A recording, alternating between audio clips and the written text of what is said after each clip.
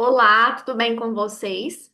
Bom, hoje nós vamos falar sobre microbiologia de alimentos aplicada à gestão da sua UAM. Assunto importantíssimo. Essa aula está vinculada ao módulo Estrutura Organizacional e Microbiologia. Eu sou Camila Oliveira, sou nutricionista, coordenadora desta pós, né? Sou formada, em nutrição, pós-graduada em gestão de UAM, pós-graduada em consultoria e assessoria de alimentos, sou fundadora do Nutrim One, do Adequa Master, e o meu foco é transformar segurança de alimentos em decisão de gestão, não apenas papel na gaveta. Olha só, pessoal, deixa eu voltar aqui para a gente conseguir falar certinho. Nossa aula, ela vai ter quatro blocos, né? Então a gente vai falar sobre introdução à microbiologia, o que são, como crescem, classificação, doenças transmitidas por alimentos e o papel do gestor.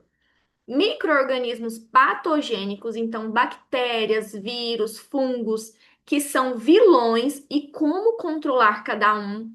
Controle na prática, temperatura, higiene, recebimento, POPs e manual de boas práticas. Microbiologia e gestão, custo de surto, laudos, indicadores e como levar isso para a diretoria. Quando eu recebi o convite para ministrar esse módulo, eu pensei, né? Eu não quero falar sobre algo apenas técnico, sabe? Muito técnico. Ah, eu vou falar sobre microbiologia, o que que é? Não, precisa estar vinculado à nossa vivência do dia a dia na UAM. Precisa ser algo palpável, tá bom? Então, vamos falar um pouquinho sobre as leis, né? Lei federal, lei estadual, importante a gente não confundir. Essa é a dúvida que mais gera erro na UAM, né? E eu vou deixar isso simples para vocês, porque existe uma base federal que vale para você em qualquer canto do Brasil, que são as RDCs 216, 275, e existe uma regra de São Paulo que é muito usada por nutricionistas, por gestores de UAN, de serviços de alimentação e nutrição, como referência. Por quê? Porque ela é mais detalhada e a gente ama, né, usá-la como referência. Mas também pode ser que aí no seu estado, na sua cidade, existam leis estaduais, municipais que você possa utilizar também como referência. Eu trouxe a CVS 5, né, que agora vai ser a CVS 3, porque está em transição, já foi publicada, né? Então, foi publicada agora, esse mês de julho. Então, daqui 90 dias ela passa a valer, porque ela, mesmo valendo só em São Paulo, nós usamos muito como referência em vários cantos do Brasil, né? Então, o que que vale em todo o Brasil? Trouxe duas referências: RDC 216 de 2004, que também, né, nós estamos tendo aí uma consulta pública sobre essas RDCs, então logo, logo vamos ter alteração, onde fala sobre boas práticas em serviços de alimentação. Ela é a lei mãe da UAM, né? POPs, manual, temperatura, higiene e saúde da equipe. Cartilha. Precisamos carregar no bolso. Temos a RDC 275 de 2002, onde a gente fala sobre POPs e requisitos de boas práticas de fabricação. Ela complementa a RDC 216, com foco em procedimentos padronizados. E aí, como eu disse para vocês, eu trouxe uma referência estadual, né? Que está vinculada a CVS 5 e que agora houve uma alteração, então nós vamos nos referir à CVS 3 de 2026, é a portaria de São Paulo, ela substitui essa antiga e ela é a mais detalhada que nós temos, tá? Então, fora de São Paulo, ela não obriga você, mas é ótimo parâmetro, tá bom? Sempre confira a vigilância do seu estado e município. Vou deixar todas essas legislações em anexo para vocês, tá bom? Então, vamos começar, né? Introdução à microbiologia, o ponto de partida, o que são, como crescem e por que te importam.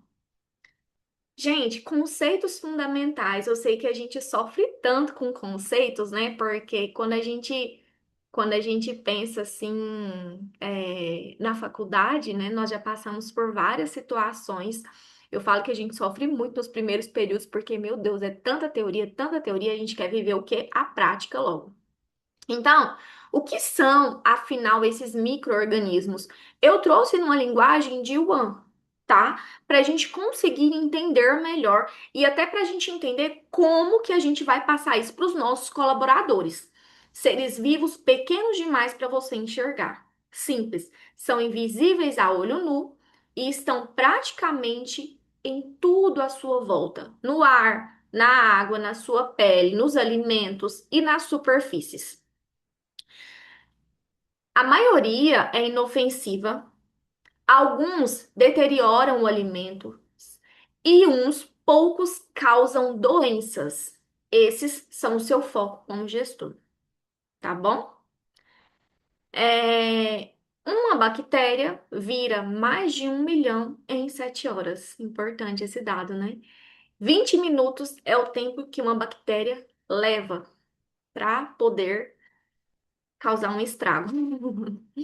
A parte perigosa. Um alimento pode estar cheio de micro-organismos perigosos e parecer perfeitamente normal. Mesma cor, mesmo cheiro, mesma textura. Por isso, a gente nunca confia só no olho, né? A gente precisa controlar o processo. Então, o que que eu costumo falar, né? Onde eles estão na sua cozinha? Quando a gente conhece, quando a gente sabe a origem, a gente consegue criar uma barreira. Então, no ar, circula pela cozinha inteira e carrega partículas contaminadas de um canto a outro. Por que que a gente fala para o nosso colaborador para ele não ficar ali conversando em cima da comida que está sendo manipulada? Vocês compreendem? Na água, né, está em todas as etapas, do recebimento à higienização. Água ruim contamina tudo. Por que que a gente precisa fazer análise da água, limpeza da caixa d'água na nossa UAN? Consegue entender? Manipuladores, o principal vetor humano. Mão, pele, boca e nariz. É o que mais nasce surto. Informação importante. Nos utensílios, né? Tábuas, facas, bancadas, em contato direto com o alimento, passam o que carregam. Então, por que quando a gente fala em utensílios, a gente foca muito no processo de higienização, na contaminação cruzada? Tá? Alimentos crus, carnes, ovos e hortaliças já vêm com micro-organismos da natureza. É esperado. Por isso que a gente vai para o processo de higienização. E o ambiente, os nossos pisos, ralos, paredes, equipamentos e ar-condicionado guardam focos escondidos. Por que que a gente precisa ter uma limpeza periódica, né? Uma higienização do ar-condicionado? Por que que a gente precisa manter tudo sempre muito limpo e organizado? Isso também é segurança alimentar, tá bom?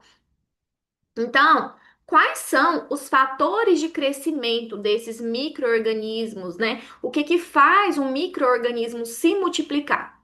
Olha só, a lógica ela é simples. Micro-organismo se multiplica quando encontra condições ideais. E quando a gente entende quais são essas condições ideais, nós conseguimos criar uma barreira para isso, tá bom? E isso é muito importante porque a gente consegue desta forma tirar elas do jogo, né? Então a temperatura, a mais importante. entre 5 graus Celsius e 60.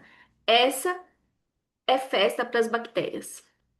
pH meio ácido, né? Abaixo de 4,5 atrapalha o crescimento. Água disponível. Quanto mais água livre no alimento, mais multiplicação. Oxigênio, alguns precisam de oxigênio, outros crescem sem ele. Os nutrientes, alimentos ricos em proteína, são os mais visados. E o tempo?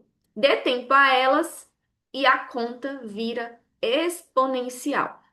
Quando a gente fala em temperatura e pH, né? Então, a temperatura é o fator de crescimento número um da sua gestão. Zona de perigo, já falei para vocês, né? Que ali entre 5 a 60 graus Celsius. O nosso alimento, ele precisa estar acima de 60 graus Celsius.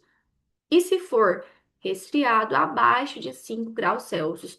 Não estamos falando aqui de alimentos em temperatura ambiente, tá bom? Abaixo de 5, o crescimento fica bem lento.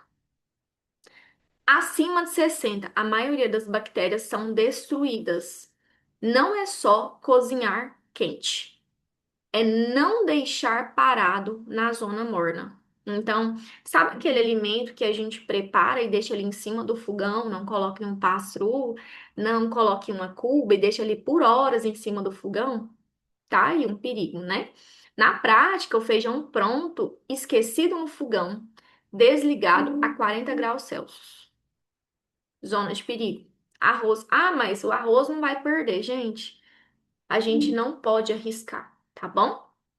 pH, né? Quando a gente fala da acidez. Quanto mais ácido, mais difícil para a bactéria. Então, a maioria adora o pH entre 6 e 7,5, quase neutro. Alimentos ácidos, né? O pH sempre abaixo de 4,5 travam esse crescimento. Por isso, conservas e picles duram mais tempo, mais cuidado. A acidez atrasa, nem sempre ela elimina o risco. Na prática, vinagrete, limão e iogurte são ácidos. Ambiente hostil para bactérias. Por que que a gente sempre fala que quando a gente vai fazer um vinagrete, a gente sabe que perde muito rápido. Por que que quando eu faço um suco de limão ou espremo aquele limão ali, eu preciso descartá-lo em 24 horas, não posso utilizar mais que isso, né? Então, isso é muito importante. E aí, quando a gente fala na atividade de água e oxigênio, né? Não é quanta água tem, é quanta água está livre. Quanto mais água disponível, mais crescimento. Então, por exemplo, acima de 0,90, risco alto, carnes, aves, ovos. Abaixo de 0,60, alimento estável, farinha, açúcar e mel. Secar, salgar ou açucarar reduz a água livre e conserva o alimento, tá bom? Na prática, o mel quase não estraga, pouquíssima água para o micróbio usar. Então, quando a gente fala do oxigênio, né? Cada grupo tem a sua preferência. Então, os aeróbios precisam de oxigênio, caso dos bolores, né? Por exemplo, anaeróbios crescem sem oxigênio, tá? Facultativos se viram com ou sem. Por exemplo, a nossa queridinha salmonela. Por isso, a conserva mal feita e enlatado, estufado, assustam. Da prática, a lata estufada, ela é o que? Ela é um gás trabalhando lá dentro, entende? Então, a gente não precisa abrir, a gente não precisa provar. Por isso que nós temos sempre a orientação que lata estufada, troca ou descarte. Nós não utilizamos isso. Ah, mas é só uma latinha estufada, gente. Não, não. Nós precisamos ser muito firmes com isso, tá bom? Então, quando a gente fala de nutrientes e tempo, né? Nutrientes, bactéria também escolhe o que ela quer comer. Elas precisam de proteínas, carboidratos e vitaminas. Alimentos proteicos são os mais perigosos na UAM. Carne, ovo, leite, derivados, alto risco por natureza. Por isso, esses são os que você monitora com mais atenção. Te prestou atenção que a gente tem uma preocupação assim gigantesca. Por exemplo, ovo. A gente faz o ovo ali no momento consumo. Ninguém faz um ovo. Ah, eu vou antecipar o preparo do ovo aqui. Não, por vários fatores. Carne. A gente sempre fica muito em cima ali da carne, né? Leite, derivados, o feijão também, né? Então, tudo, por exemplo, toda preparação que leva leite, toda preparação que leva ovo, a gente tem uma preocupação bem maior, tá bom? Por isso, nós precisamos monitorar isso com mais atenção. Então, na prática, frango desfiado é o combo perfeito: proteína, água e o manuseio, tá bom? Quando a gente fala do tempo, o aliado silencioso da contaminação. Em condição ideal, a bactéria dobra a cada 20 minutos. Um vira dois, dois vira quatro. Em 7 horas, a gente tem aí 1 milhão de bactérias, tá bom? Então, o tempo na zona de perigo é o que precisa ser cronometrado. Por isso que a gente fica muito assim, bora, bora, bora, ó, nós precisamos fazer e de imediato guardar, tá bom? Não basta a temperatura certa, o relógio conta junto, né? Por que que a gente tem ali o tempo de deixar a comida exposta? Por causa disso. Porque senão eu poderia colocar um buffet e deixar ali 6, 7, 8 horas exposta aquele alimento. E eu não posso fazer isso. Na prática, 2 horas parado na zona de perigo já mudam completamente o cenário. Por que que a gente precisa estar reabastecendo as nossas cubas o tempo todo? Porque é importante, tá bom? Então, a conta que assusta, né, explica tudo. Eu vou mostrar para vocês em números o que a gente é tão rígido com o binômio tempo e temperatura, né? Partindo de uma bactéria e em condições ideais, tempo, umidade e nutrientes, dobrando a cada 20 minutos da zona de perigo. Então, uma bactéria em 1 hora, 8. Em 3 horas. Aí vai dobrando. Vocês estão entendendo? O tanto que é sério isso? Então, qual que é a moral, né? O alimento, ele não precisa ficar o dia inteiro exposto para virar problema. Poucas horas na zona de perigo já transformam um punhado de bactérias numa dose capaz de causar um surto. E é por isso que a gente precisa cronometrar da forma correta e não só medir a temperatura. Vocês já perceberam que nós temos uma preocupação muito grande com a temperatura e às vezes nós não nos preocupamos com o tempo de exposição? Vou dar um exemplo para vocês. Eu tenho uma mentorada, né, que eu acompanho ela, e aí ela falou para mim o seguinte: eles estão sem cozinheiro e em um dos períodos, no período da tarde. Então, o cozinheiro da manhã, ele faz ali, ele termina por volta de 1 hora, ele faz a comida e ele deixa essa comida exposta em cima do fogão, até o outro cozinheiro chegar e esquentar aquilo. Esse procedimento tá correto, gente? É mais ou menos assim, ah, mas é difícil acontecer. E se acontecer, né? Então, eu trouxe aqui 3 grupos, né, que você precisa saber diferenciar. Os deterioradores estragam o alimento, mudam cor, cheiro, sabor, textura, mas não necessariamente causam doença. Qual que é o impacto na UAM? Descarte, retrabalho e prejuízo financeiro, tá? Patogênicos. Um exemplo aqui, um vinagrete ficou exposto muito tempo. Cheiro forte. O que que eu tenho que fazer? Descartar e fazer novamente. São coisas que estragam muito rápido e estão ali à mercê disso, né? Então, quando a gente fala nos patogênicos, causam doença, deixam o comensal doente e muitas vezes sem alterar a aparência do alimento. Impacto na UAN, surto, interdição, responsabilidade legal e dano à imagem. Os benéficos trabalham a seu favor, usados na fermentação. Iogurte, queijo, pão, vinho são aliados. Na UAN são o foco da gestão, mas é bom saber que existem. E aí, o prejuízo que ninguém coloca na planilha, né? eles não deixam ninguém doente, mas custam caro. Então, quando a gente fala no deteriorador, é aquele que estraga o alimento antes de você servir. O comensal nunca chega a comer, mas o insumo vira lixo, né? A produção precisa ser refeita e o custo aparece no fim do mês, disfarçado de desperdício. Como que você percebe odor azedo, cor alterada, textura viscosa ou pegajosa, mofo aparente, né? Onde eles agem mais? Alimentos mal refrigerados, sobras guardadas demais, hortifruti no fim da vida. Algo assim que me assusta muito é quando a gente chega em uma cozinha, abre a câmara fria e as pessoas não têm aquele cuidado, né? Chegou, primeiro que vence, primeiro que sai. Então, tem o ANS que eu entro assim, eu confesso que eu fico assustada, porque o desperdício é muito grande. E às vezes as pessoas olham aquilo só como, ah, é só descartar, é só jogar fora. E não, esse não é o caminho, né?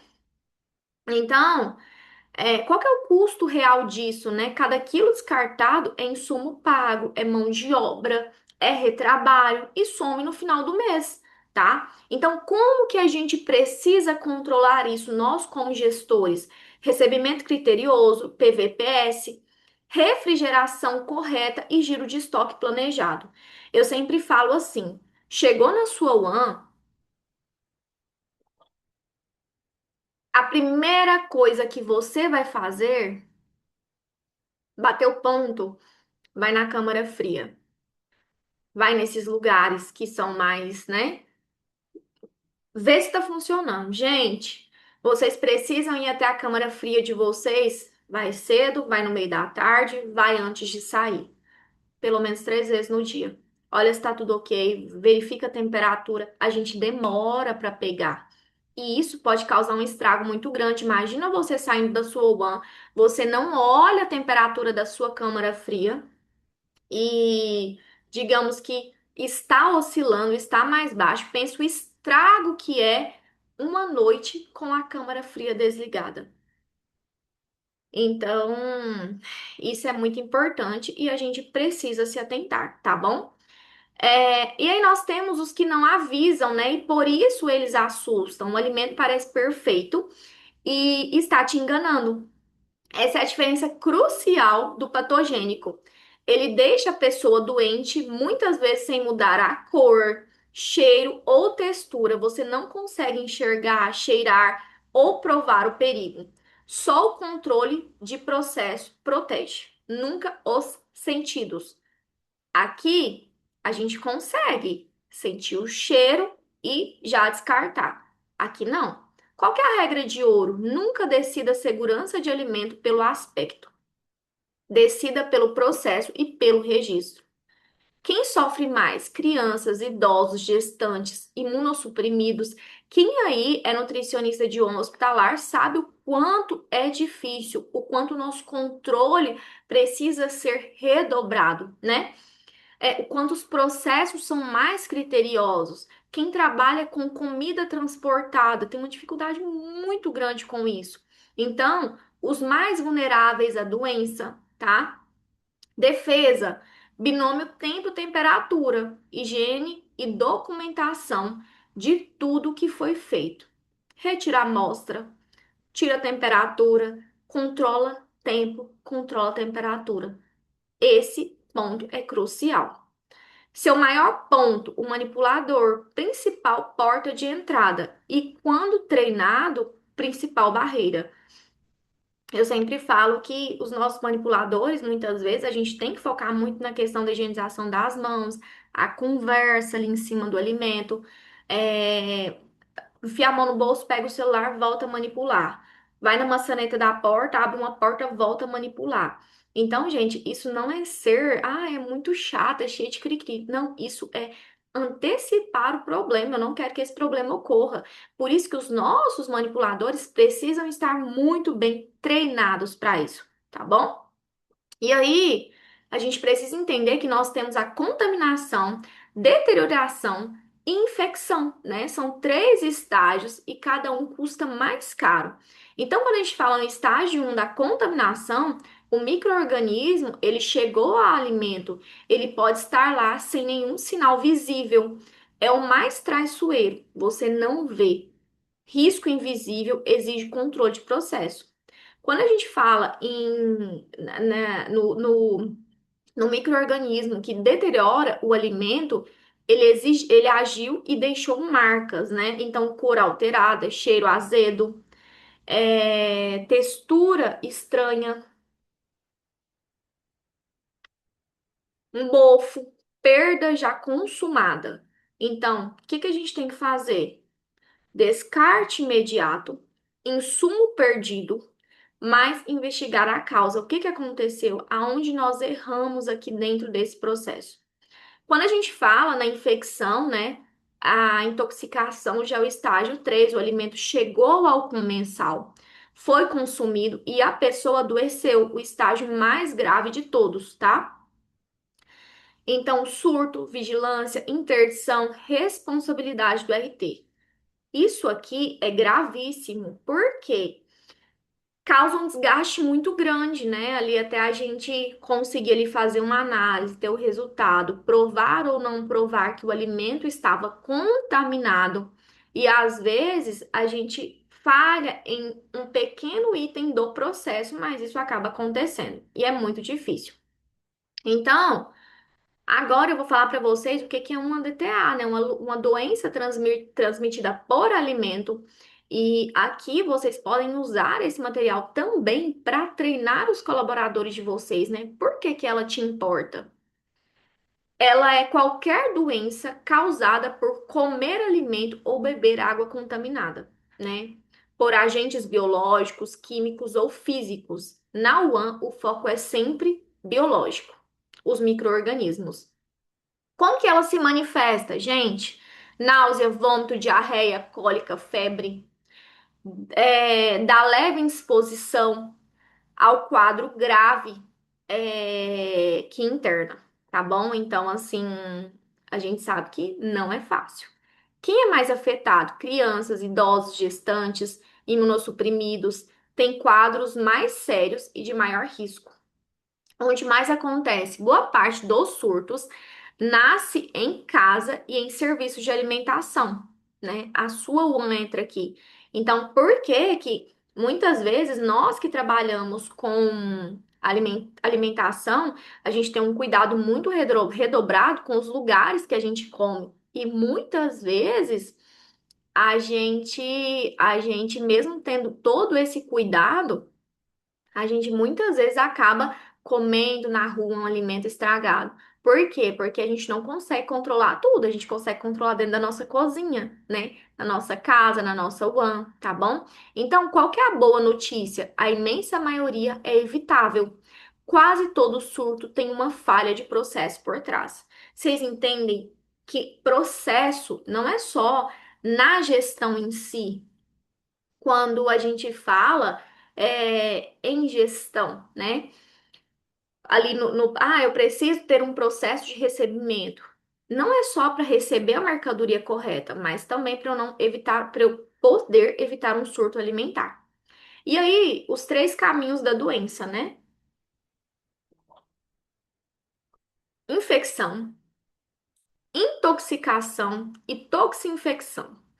Parece detalhe técnico, mas muda tudo na prática. Define se cozinhar resolve, quando os sintomas aparecem e como você investiga o caso. Então, a infecção alimentar, né? É o micróbio ali vivo, entra e se multiplica dentro de você. Salmonela, listeria, E. coli, tá? Quando aparece sintomas em horas e dias após comer. Cozinhar bem costuma resolver, mata os micro-organismos. E aí, quando a gente fala em intoxicação alimentar, né? Você ingere a toxina e esse micróbio ele já produziu no alimento. Exemplo, estafilococcus, Clostridium, né? Quando a gente fala ali do botulismo, quando aparecem sintomas rápidos. 1 a 6 horas, tá bom? Cozinhar não resolve. A toxina resiste ao calor.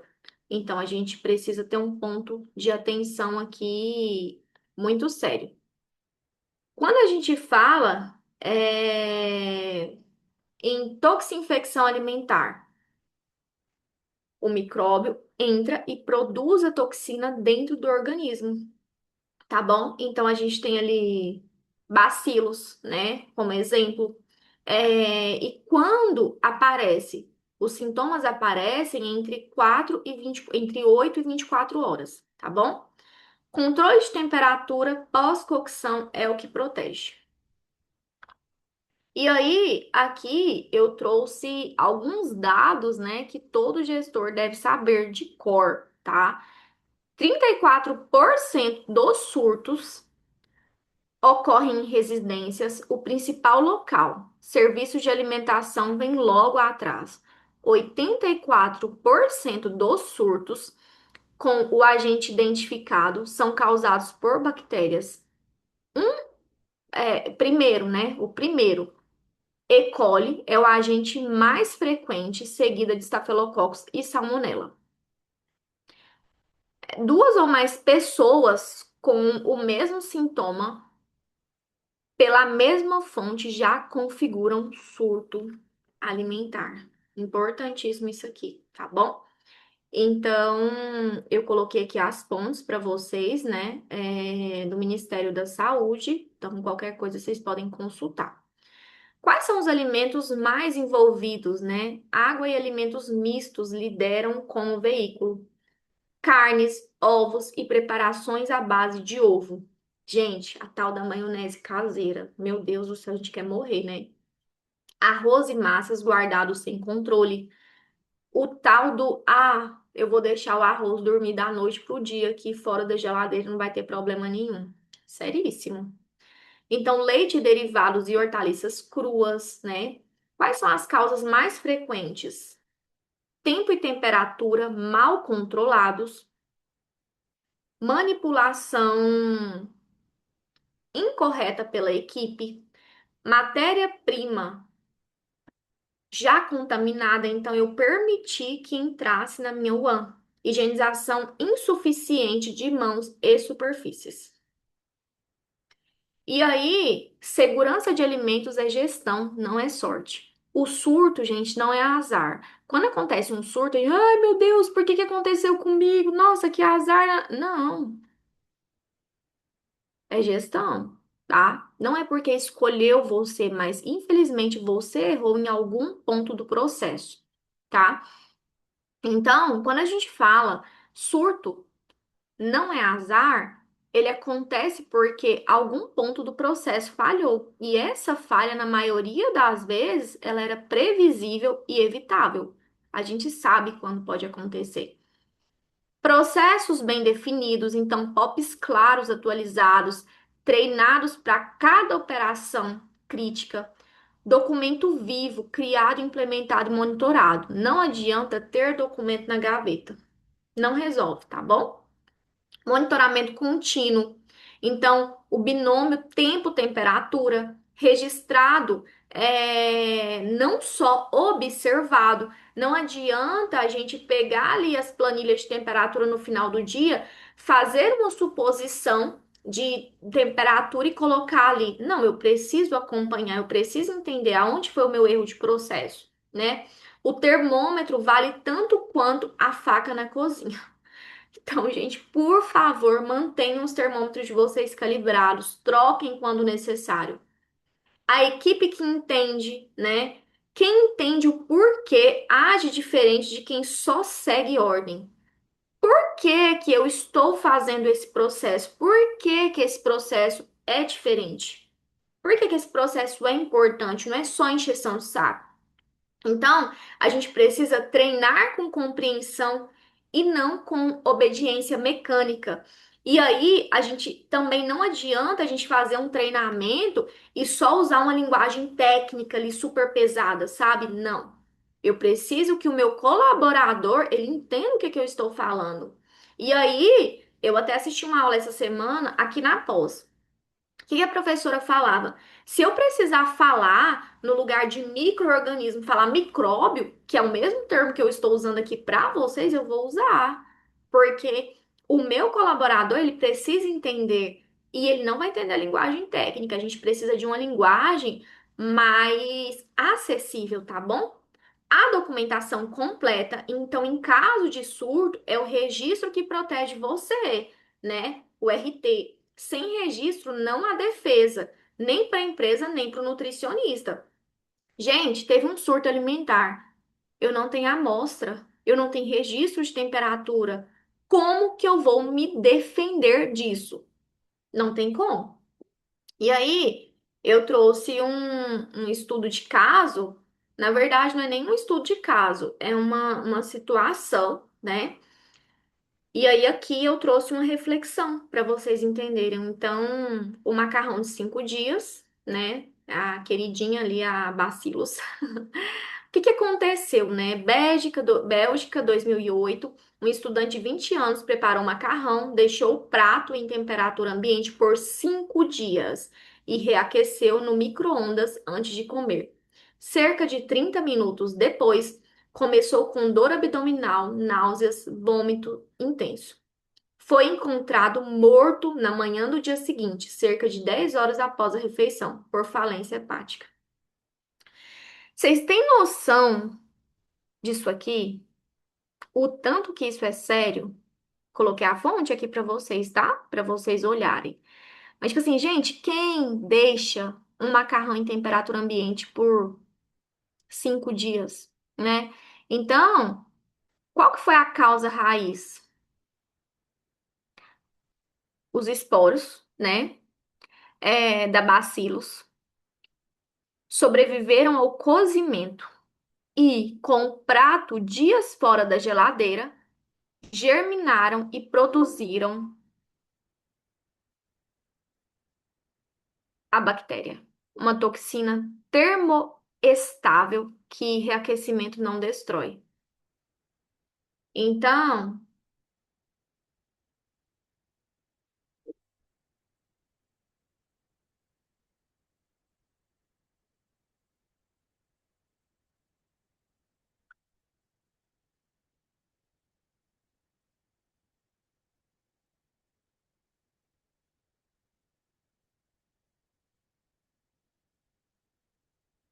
então, qual que foi a consequência disso, né? Óbito de um jovem saudável. O reaquecimento deu falsa sensação de segurança, matou células, mas não a toxina já formada. E isso é muito grave, né?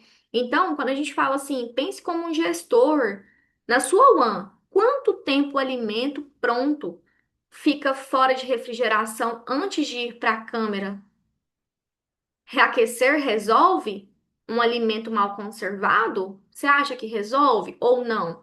Qual que é o aprendizado? Refrigeração rápida, controle de tempo são inegociáveis.